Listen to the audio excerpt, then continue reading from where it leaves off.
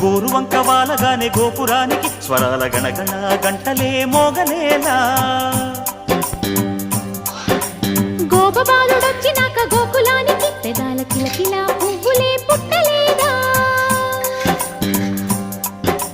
బాలకృష్ణుడొచ్చినప్పుడే వయ్యారి నందనాలు నాట్యమాడగా వారసుణ్ణి చూసినప్పుడే వరాల వాంఛలన్నీ పల్లవించగా నందుడింట చిందులేసే అందమైన బాలుడే కనవాడై